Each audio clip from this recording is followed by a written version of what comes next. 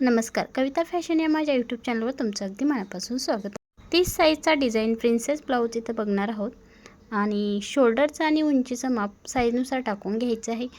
30 साईजनुसार इथे बोटनेक गळा असल्यामुळे 6 इंचाचा शोल्डर घेतलेला आहे आणि 3 इंचावरती बोटनेकचा आकार द्यायचा आहे.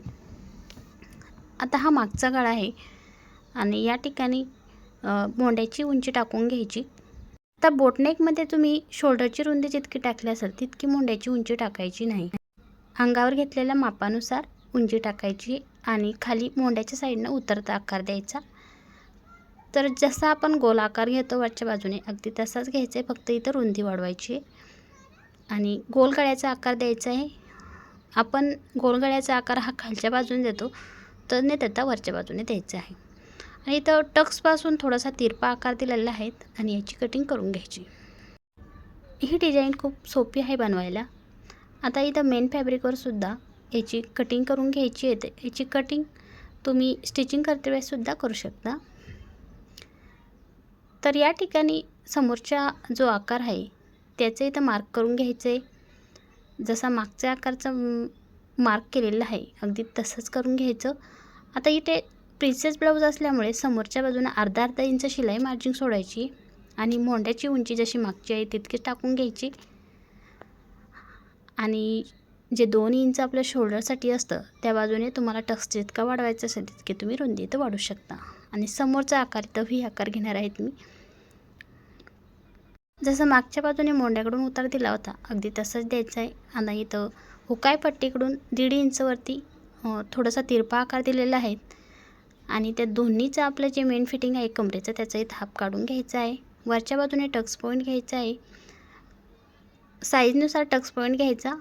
आता इथं पूर्ण टक्सची रुंदी ही 3 इंचवरती घेतलेली आहे. दोन्ही बाजूने 1.5 इंच मोंड्यापासून प्रिन्सेसचा आकार देऊन घेतला. आता इथे प्रिन्सेसची मी कटिंग करत नाही, तर फक्त त्याचं मार्किंग करून घेतलेलं आहे आणि पूर्ण साईडनुसार बघू शकता इथं कटिंग करून घेतलेले आहे. जो प्रिन्सेसचा आकार आहे त्याची इथं कटिंग करत नाही. आता इथे गळ्याचा सुद्धा आकार कटिंग करून घेतलेला आहे आणि जसा आहे तसा ठेवून घ्यायचा आणि मेन फॅब्रिकवरती याची कटिंग करून घ्यायची. मेन फॅब्रिकवरती कटिंग करताना अगोदर डिझाईन बघून घ्यायची आहे. प्रिंटनुसार उंची टाकून घ्यायची आहे, मागची असो किंवा पुढची असो. आता इथे मेन फॅब्रिकची जशी अस्तरची कटिंग केलेली आहे अगदी त्याच पद्धतीने इथं कटिंग करायची. मेन फॅब्रिकची अर्धा इंच तुम्ही शिल्लकचा ठेवू शकता. जे मेन फॅब्रिक आहे ते जर एक्स्ट्रा ठेवलं तर ब्लाऊज स्टिचिंगच्या वेळेस प्रॉब्लेम येत नाही, कपडा अपुरता पडत नाही. आता इथं बाहीसाठी थोडं वेगळं अस्तर घेतलेलं आहे कारण लॉंग बाही आहे त्यामुळे कपडा शिल्लकचा लागतो. तर इथे बघा कोंबडी बाही आहे, उंच जी बाही असते आपण तिला कोंबडी बाही म्हणतो ती बाही आहे. आता तिची उंची आहे, शिवून उंची आहे 9.5 इंच. तर 9.5 इंचपेक्षा 3.5 इंच वरती घ्यायचं आहे. मागच्या मोंड्यानुसार कपडा मापून घ्यायचा आहे. आपला जो मोंडा असतो मागचा मोंडा घ्यायचा आहे त्यानुसार जर तुम्ही बाहीचा कपडा घेतला तर बाही कमी पडत नाही आणि मोंड्याचा आकार हा गोल आकार बाहीचा देऊन घ्यायचा आहे. तो वरचा आकार आहे आपला जो बॉक्सचा, तो बॉक्स बनवला होता त्यालासुद्धा थोडासा गोल आकार द्यायचा आहे बाहीचा. आणि इथं बघू शकता अशा पद्धतीनं कटिंग करून घ्यायची. आता बाहीची उंची ही तुम्ही तुमच्या पद्धतीनं कमी जास्त सुद्धा करू शकता. आता बाहीची केलेली कटिंग ही मेन फॅब्रिकवरती टाकून घ्यायची.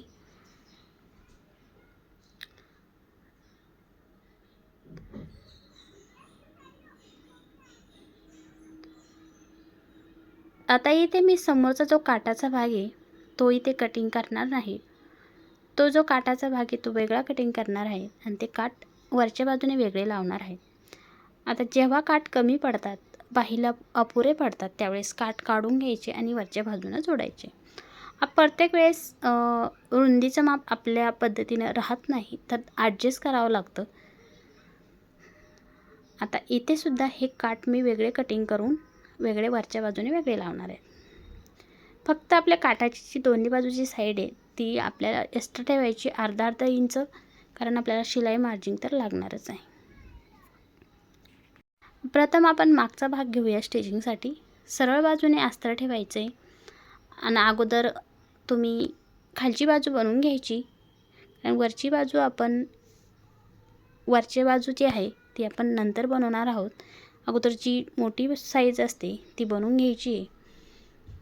आता डायरेक्ट इथं गळा फोल्ड करणार आहेत कॅनर न वापरता. आता इथे काय करायचं, एक शिलाई आपण मारून घेतली अगोदर, त्यानंतर आपल्याला शेवटची जी शिलाई आहे ती योग्य आकारात मारून घ्यायची आहे आणि इथे छोटे छोटे कट्स मारायचे. आता कट्स मारून झाल्यानंतर काय करायचं, जे अस्तरचं फॅब्रिक आहे ते जे आपण शिलाई मारलेलं फॅब्रिक अस्तरकडच्या बाजूने घ्यायचं आहे, जो शिलाई बाहेरचा कपडा, आणि वरून एक दाबटीप द्यायची. तर दाबटीप दिल्याने सरळ आकार येतो गळ्याचा. करून बघा. वरच्या बाजूने शेवटची बारीक टाक्याची शिलाई मारायची, बारीकच टाक्याची शिलाई मारायची. इथे तुम्ही कोणतीही फायनल शिलाई मारत असाल तर बारीक टाक्याची शिलाई मारायची. आणि बघू शकता गोल आकार आलेला आहे खालचा.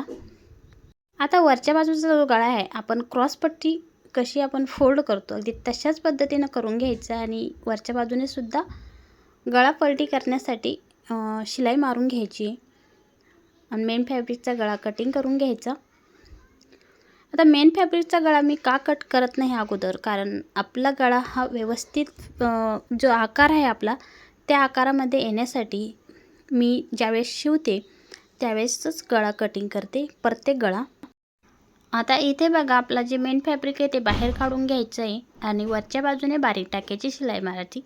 जशी आपण खालच्या बाजूने शिलाई मारली होती अगदी तशीच, फक्त गळा आपला सरळ करत शिलाई मारून घ्यायची आहे. आणि पूर्ण अस्तर मेन फॅब्रिकला व्यवस्थित प्रेस करत जोडून घ्यायचं आहे.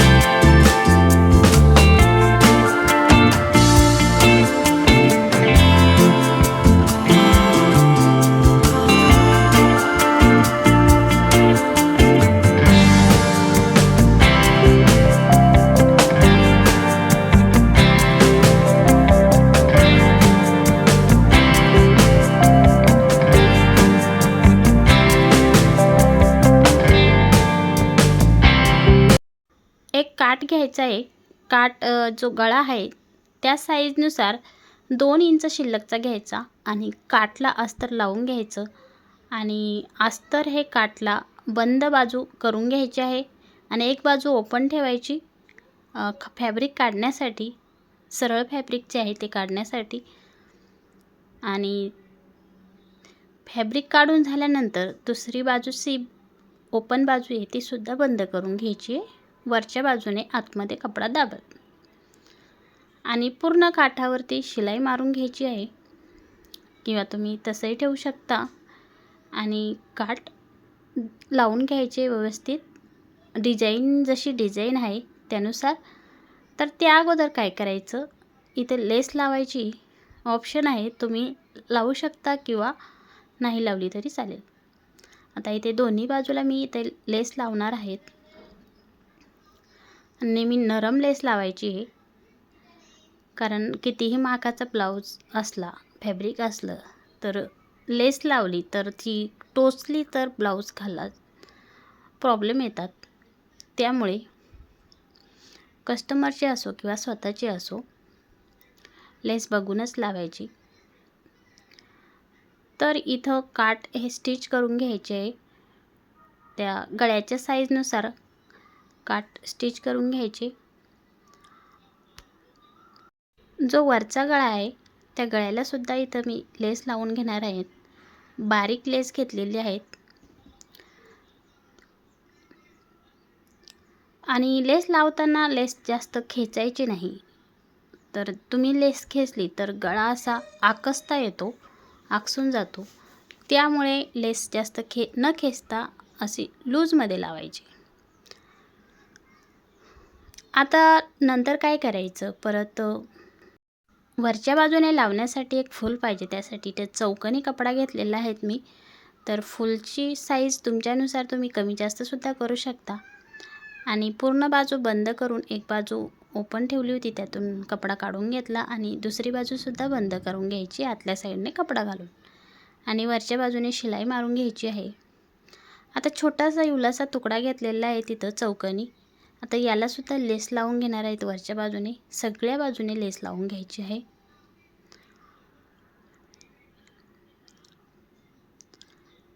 आणि ज्या ठिकाणी कोपरा आहे त्या ठिकाणी लेसला एकावरती एक चढवून लेस लावून घ्यायची आणि असं थोडंसं प्लेट्स देत इथं फूल बनवून घेतलेलं आहे ते बघू शकता। आणि दोऱ्याने फूल पॅक करून घ्यायचं आहे।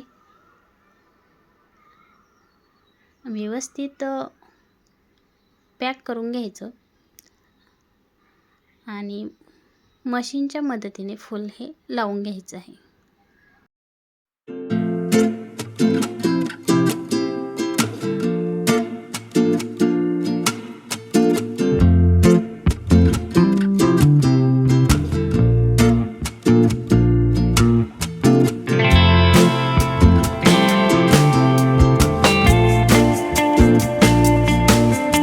आता गळा जोडून झाल्यानंतर इथं बाही घ्यायची आहे।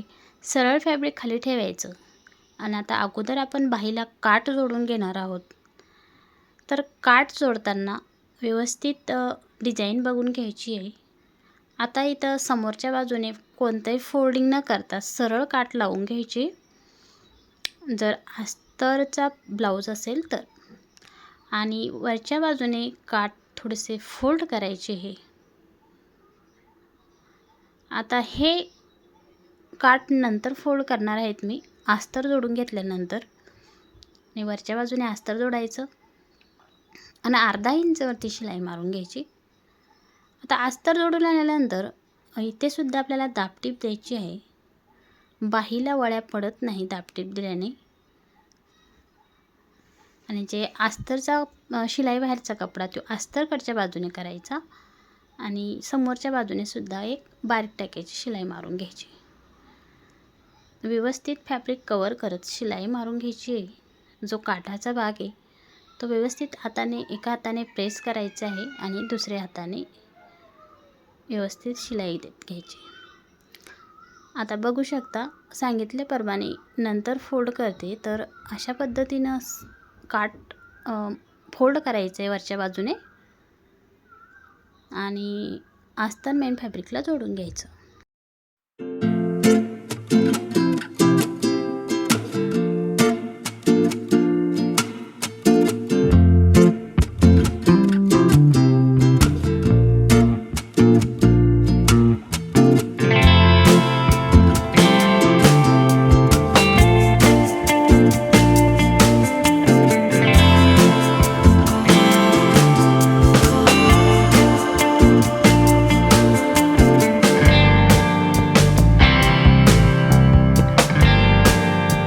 बाही घ्यायची जिथून आपण बॉक्स बनवला होता, दोघांचा सेंटर काढून प्लेट्स टाकत याच्या छोट्या चुन्या ज्या असतात।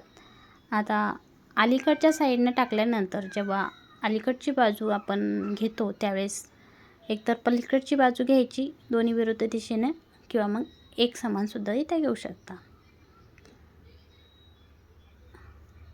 परत एकदा एक शिलाई मारून घ्यायची, जी आपली आपण शेवटची बाही जोडू मोंड्याला ती शिलाई आपली शेवटची राहील। तर अशा पद्धतीनं बाहीची डिझाईन बनवायची। आता इथे जो समोरचा भाग आहे त्यालासुद्धा अस्तर जोडून घ्यायचं आहे पूर्ण. जसा आपण मागचा गळा बनवला अगदी त्याच पद्धतीनं समोरचा गळासुद्धा बनवायचा आहे. आता इथं गळ्याचा व्ही आकार आहे, त्या व्ही आकारानुसार इथं गळा बनवायचा आहे.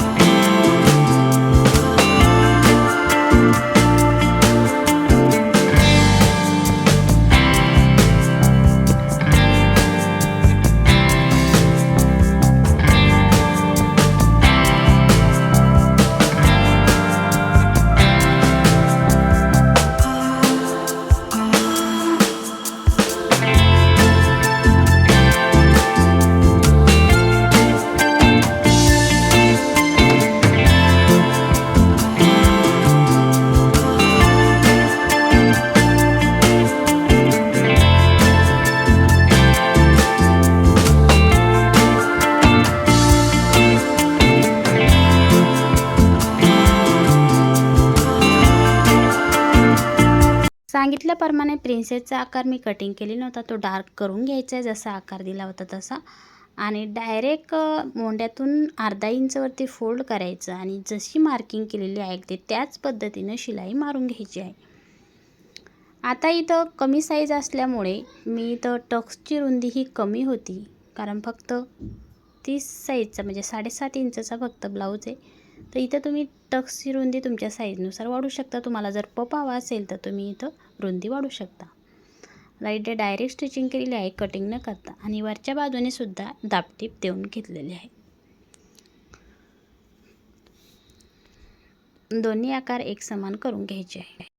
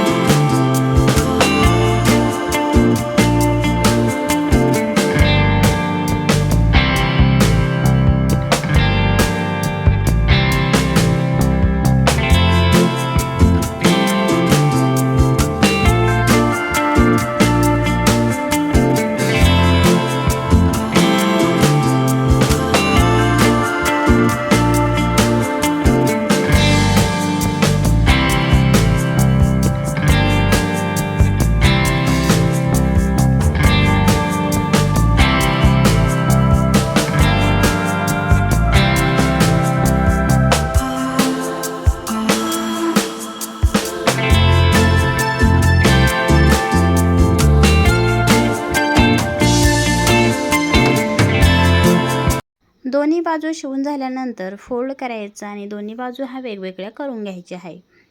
आता बाजू वेगळ्या केल्यानंतर आपल्याला छोटासा कट द्यायचा आहे वरच्या बाजूने तिरपा उकायपट्टीच्या बाजूने आणि इथं खालच्या बाजूने पट्टी लावायची. त्या अगोदर तुम्ही इथं शिलाई मारून घ्यायची आहे पट्टीवरती. आता पट्टीवरती शिलाई मारून झाल्यानंतर बघा मागच्या बाजूने एक बोट ठेवायचं आहे आणि एक शिलाई मारून घ्यायची आहे, म्हणजे इथं ना पट्टीची साईज वाढते बाहेरच्या साईडनं आणि प्लेट्स द्यायची गरज पडत नाही. आणि पट्टी लावून घ्यायची, दोन्ही बाजूने पट्टी लावून घ्यायची.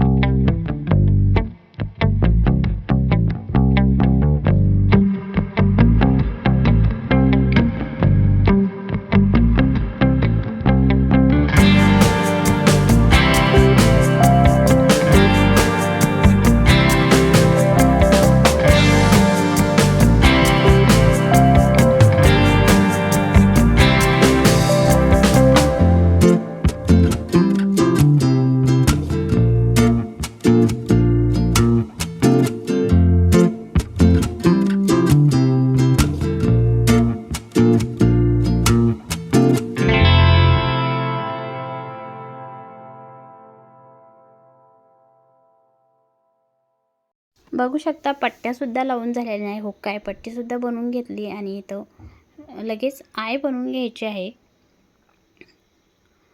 तुम्ही इथे तुमच्या साईजनुसार इथे आय बनवू शकता.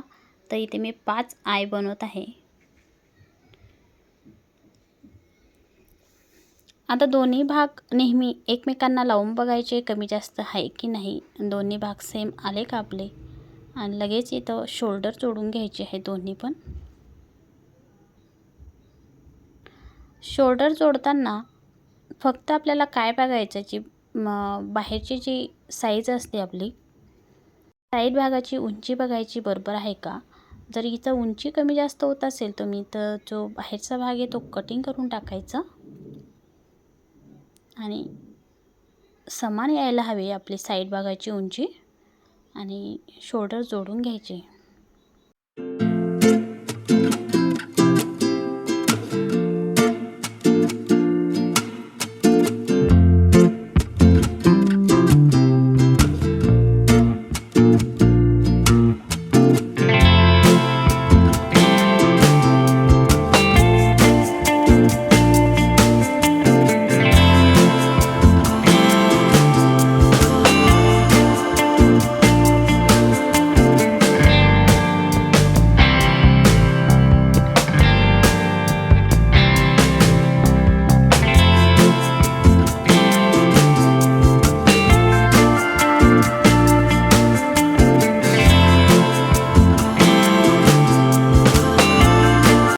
शोल्डर जोडून झाल्यानंतर भाग व्यवस्थित करून घ्यायचा आहे. मागचा आणि पुढचा, मागचा आकार आणि पुढचा आकार बरोबर करून घ्यायचा आहे.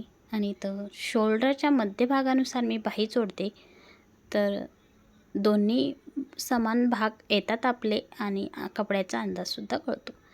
तर बाहीची उंची बघून घ्यायची जितकी हवी असेल तितकी आणि व्यवस्थित आकार देत बाही जोडून घ्यायची आहे. तुम्ही समोरचा आकार दिला नसेल बाही खोलीला तर शिवते वेळेस जो बाहीचा भाग आहे तो कट करून टाकायचा, नाहीतर शिल्लकचा स्टिच करायचा आहे. बाहेरच्या बाजूने एक्स्ट्रा ठेवत जो समोरचा आकार आहे तो सरळ करून घ्यायचा आणि स्टिचिंग करून घ्यायचं आहे.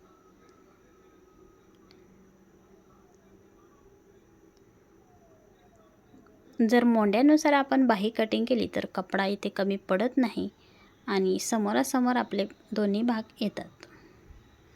आणि दोन्ही बाह्या जोडून घ्यायच्या आहे आणि व्यवस्थित साईजनुसार फिटिंग करून घ्यायची.